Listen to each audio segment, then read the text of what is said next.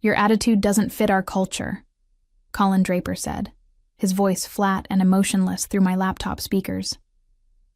We're going to have to let you go, effective immediately. I stared at the screen in disbelief, my mind racing to process what was happening. Just yesterday, I had presented a comprehensive plan to improve our project management system, a plan that would have increased efficiency and transparency across the company. Colin, I don't understand. My proposal was about improving workflow and... The decision is final, Tanya. His eyes darted away from the camera. Human Resources will send you the necessary paperwork. Please return any company property by the end of the week. Before I could respond, he clicked, End meeting, and my screen went black.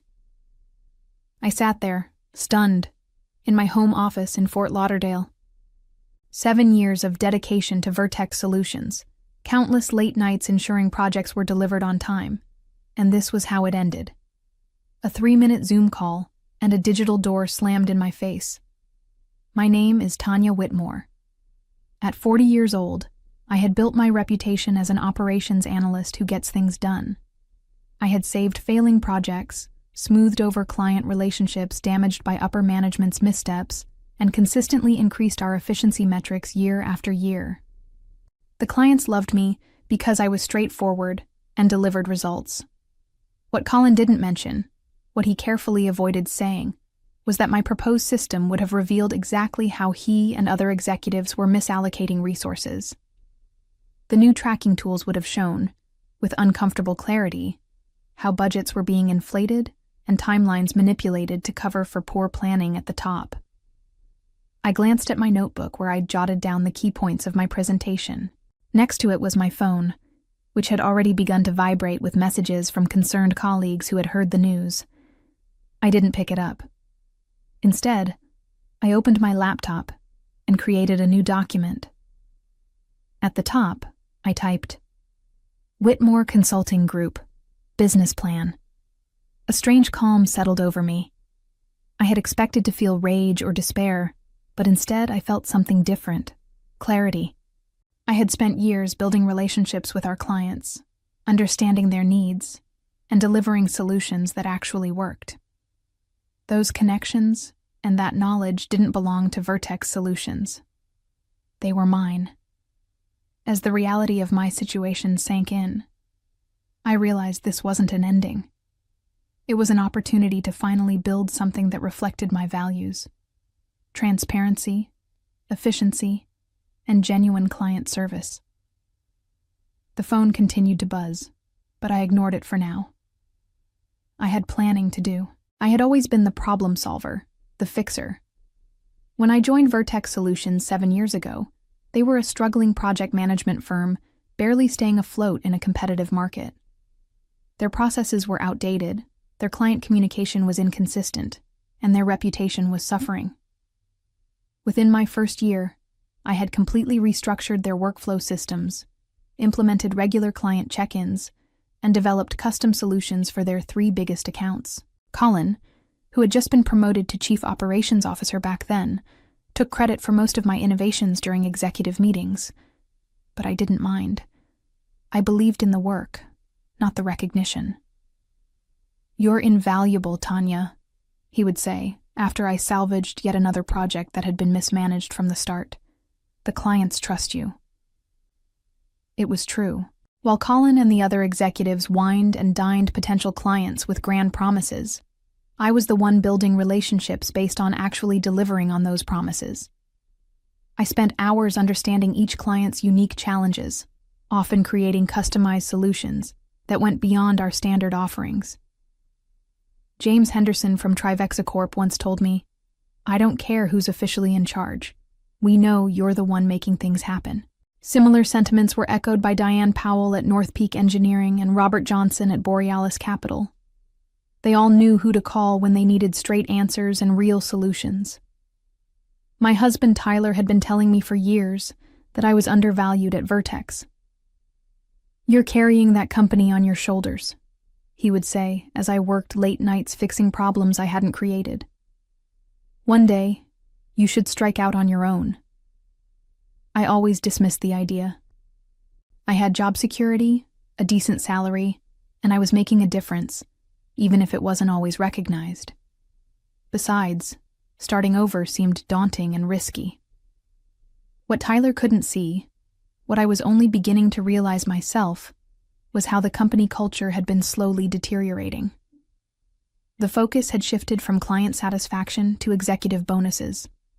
Projects were being understaffed while budgets mysteriously increased. Resources were allocated based on which managers were in favor that week, not which projects actually needed them. My proposed system would have brought all of this into the light. It would have created automatic reports showing resource allocation, budget usage, and time tracking across all projects. The dashboard would have made it impossible to hide the inefficiencies I had been quietly compensating for over the years. In retrospect, I should have seen Colin's reaction coming. My proposal wasn't just an improvement. It was a threat to the status quo that benefited him and his inner circle. The morning after my termination, I woke up with a strange sense of lightness. Tyler brought me coffee in bed, his face a mixture of concern and anger on my behalf. "I still can't believe they fired you through a video call," he said, sitting on the edge of the bed. "After everything you've done for them." I took a sip of coffee and reached for my laptop. The funny thing is, I'm not even upset anymore. I'm relieved. Relieved? I've been compensating for their mismanagement for years, covering up their mistakes, working around their egos. I'm exhausted, Tyler. He studied my face. "So what are you going to do?" I turned my laptop toward him, showing the business plan I had stayed up half the night creating. "I'm going to start my own consulting firm. Do what I've always done, but on my terms." Tyler scanned the document, his expression shifting from surprise to excitement. "You're serious about this?" "Completely serious," I confirmed. "I've already secured the domain name and started outlining service packages." I spent the rest of the morning sending emails and making phone calls. Not to badmouth Vertex or Colin. I was too professional for that. But to let my contacts know about my career transition. I was careful with my wording, simply stating that I was embarking on a new venture, focused on operational efficiency and project management consulting. By lunchtime, my inbox was filling with responses. Former colleagues expressing shock at my departure, industry contacts offering connections, and most surprisingly, an email from James Henderson at Trivexa Corp. "Heard about your departure from Vertex. Let's talk ASAP." I called him immediately. "Tanya," he said when he picked up. "What the hell happened?" I gave him the sanitized version. A difference in vision for the company's future. James wasn't buying it. "Colin finally realized you were the one keeping everything together, didn't he? Got threatened?" "I couldn't say," I replied diplomatically. "Well, his loss," James continued. "Listen, we have 3 major projects scheduled with Vertex for the next quarter, but frankly, you were the only reason we stayed with them. If you're going independent, we'd rather work directly with you." I felt a flutter of excitement mixed with trepidation. "That's a significant offer, James. It's a no-brainer for us. Your strategic approach has saved us countless hours and resources. Send me a proposal by the end of the week." After we hung up, I sat in stunned silence. Then my phone rang again. It was Diane Powell from North Peak Engineering with essentially the same message. By the end of the day, Robert Johnson from Borealis Capital had also called. 3 of Vertex's biggest clients, representing nearly 40% of their quarterly revenue, were ready to follow me out the door. That night, as I updated my business plan with this unexpected development, I realized that what Colin had intended as punishment had instead become my liberation. 1 week after my termination, Whitmore Consulting Group was officially established. I had converted our guest bedroom into a proper office, complete with a professional setup for video calls. Tyler had surprised me with a custom nameplate for my desk. Tanya Whitmore, founder and CEO. I was in the middle of finalizing my proposal for Trivexa Corp when my phone rang. The caller ID showed it was Jessica Barnes, Vertex's HR director. "Tanya," she said when I answered, her voice unusually tentative. "How are you?" "I'm doing well, Jessica. What can I do for you?" "Well, Colin asked me to reach out. There seems to be some confusion with a few of our clients. They're requesting to terminate their contracts." I leaned back in my chair. "And you're calling me because they've specifically mentioned your name. Colin thought perhaps you might have influenced their decision." I chose my words carefully. "I've started my own consulting firm, which I'm legally entitled to do. I haven't violated any non-compete clauses as Vertex doesn't have them. If clients are making business decisions, that's their prerogative." There was a pause on the line. "Would you consider coming back? Colin is prepared to offer you a significant raise and a new title." The offer caught me by surprise, but it only took a moment to find my answer. "I appreciate the offer, Jessica, but I've already committed to a new path." After hanging up, I received an email from Trivexa Corp. Confirming they had officially terminated their contract with Vertex Solutions and were looking forward to working with Whitmore Consulting Group.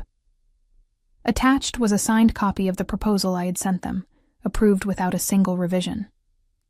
Within hours, similar emails arrived from North Peak Engineering and Borealis Capital. Just like that, I had 3 major clients and a packed schedule for the next quarter. The following day, I received a message from David Chen, one of Vertex's senior project managers, and someone I had worked closely with for years. "Need to talk. Can I call you?" I agreed, and when David called, he sounded like he was speaking in hushed tones. "Things are chaotic here," he said. "After those 3 clients pulled out, Colin called an emergency meeting. He's blaming everyone but himself." "I'm sorry to hear that," I said, genuinely concerned for my former colleagues. "Don't be sorry. You should see the looks on the executives' faces. They finally realized who was actually keeping the clients happy." David paused. "Listen, several of us are thinking about jumping ship. Would you be interested in bringing on some experienced team members? I hadn't planned on expanding so quickly, but having a trusted team would allow me to take on more clients sooner." "Send me their resumes," I told him. By the end of the second week, Whitmore Consulting Group had grown to include David and 2 other former Vertex employees, Ana Martinez, an exceptional data analyst, and Patrick Wilson, a skilled client relations manager. We set up shop in a small but professional office space I leased in downtown Fort Lauderdale. It was a stretch financially, but I knew the importance of presenting a credible business image to prospective clients. What I didn't realize was how quickly word would spread in our industry. My phone was ringing constantly with inquiries from potential clients who had heard about the new firm started by that miracle worker from Vertex. Meanwhile, I heard through industry contacts that Colin was scrambling to prevent further client defections. He had finally begun implementing some of the very changes I had proposed. Too little, too late.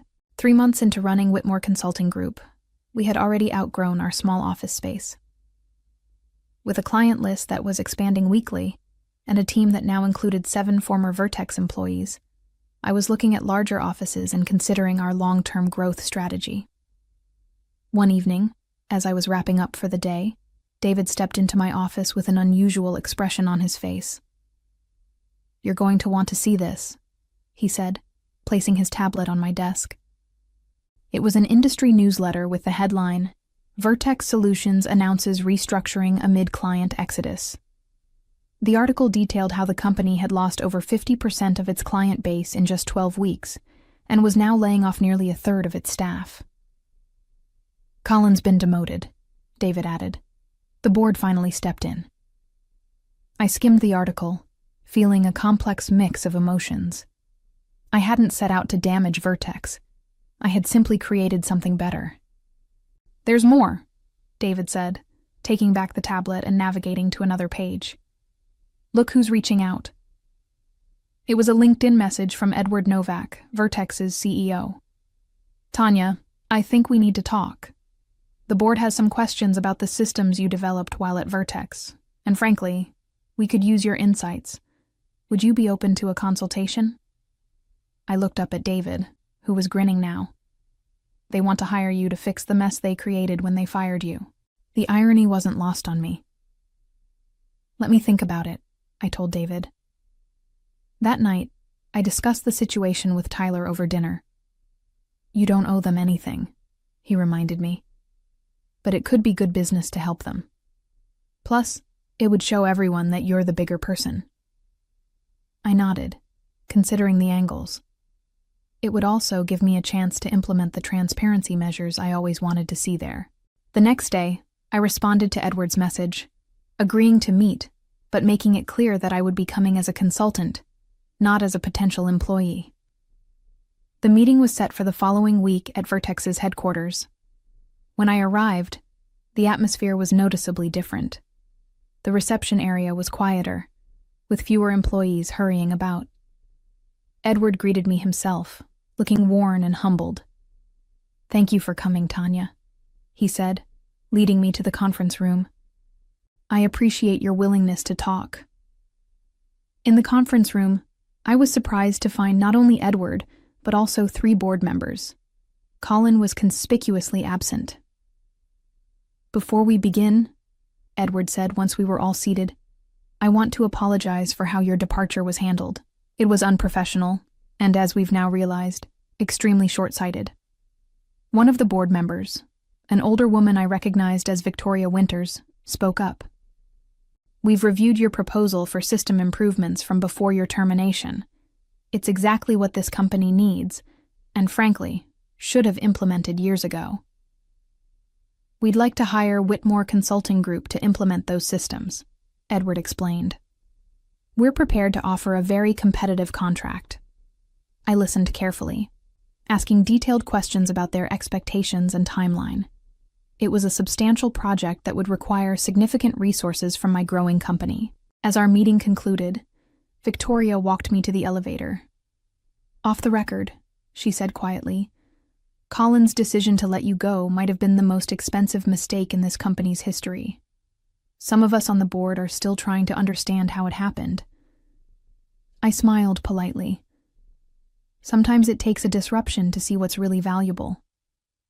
As the elevator doors closed, I felt a sense of vindication wash over me, not because Vertex was struggling, but because my worth had finally been recognized, not just by them, but by the entire industry. The contract with Vertex turned out to be just the beginning. As news spread that Whitmore Consulting Group was now working with the very company that had fired its founder, our credibility in the industry soared.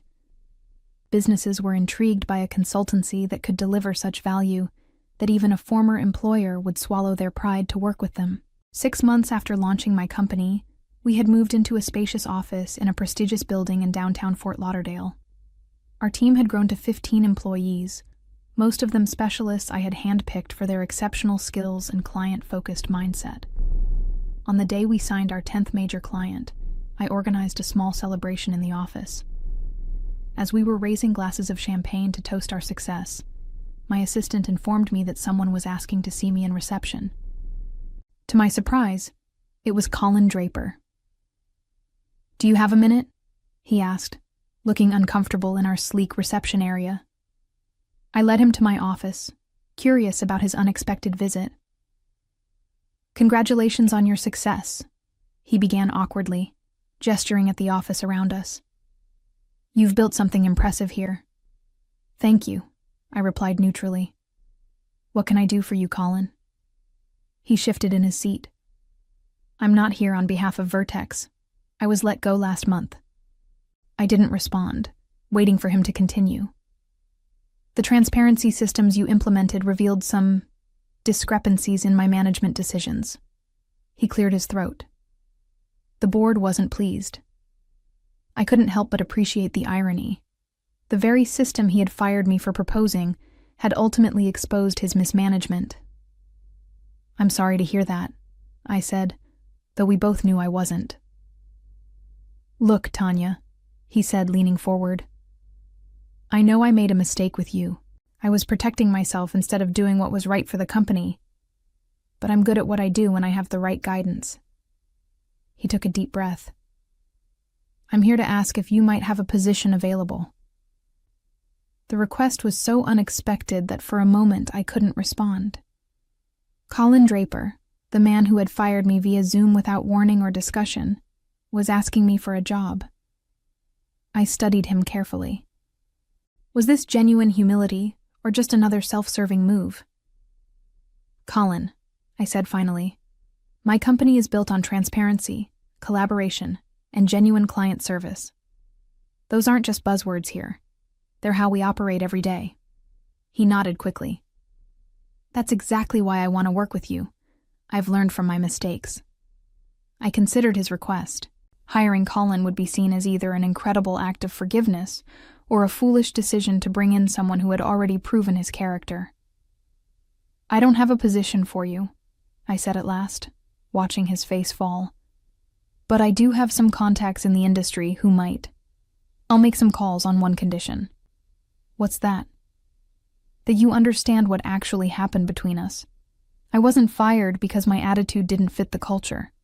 I was fired because I threatened a system that was benefiting you at the expense of clients and colleagues."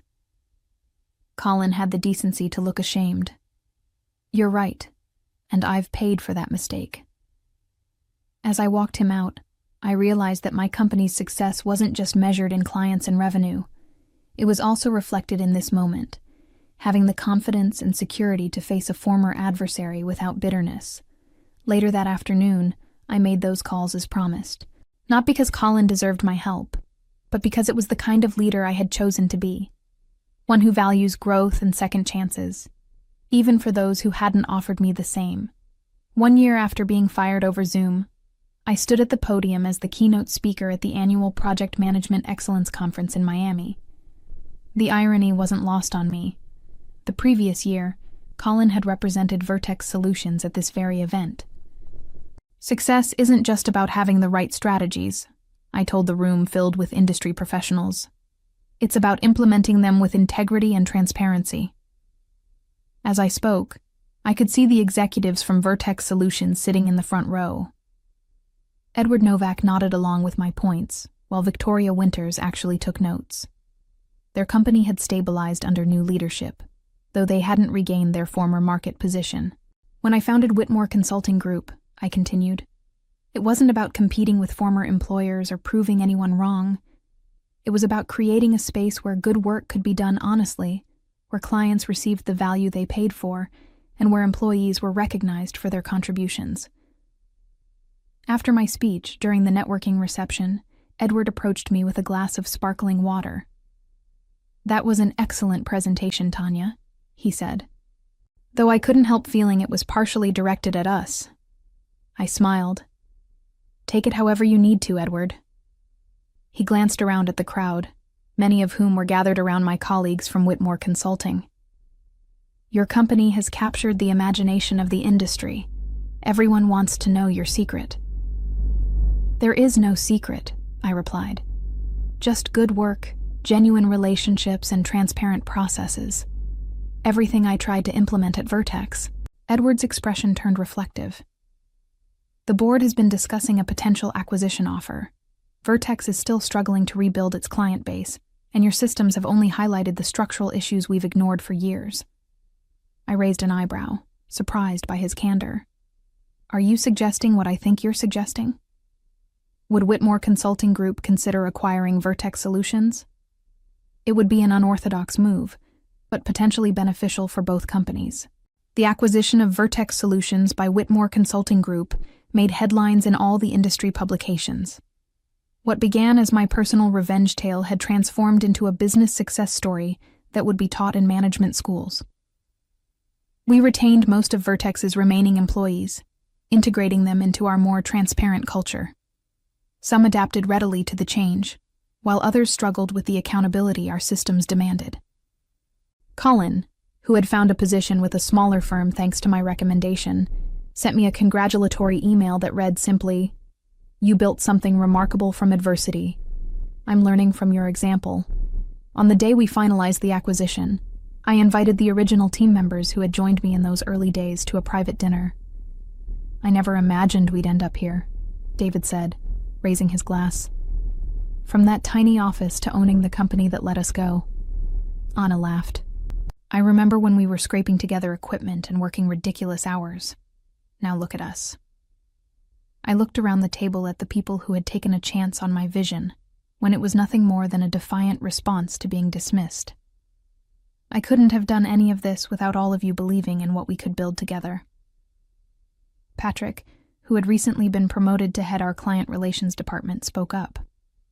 You know what the best part is? We didn't have to compromise who we are to get here.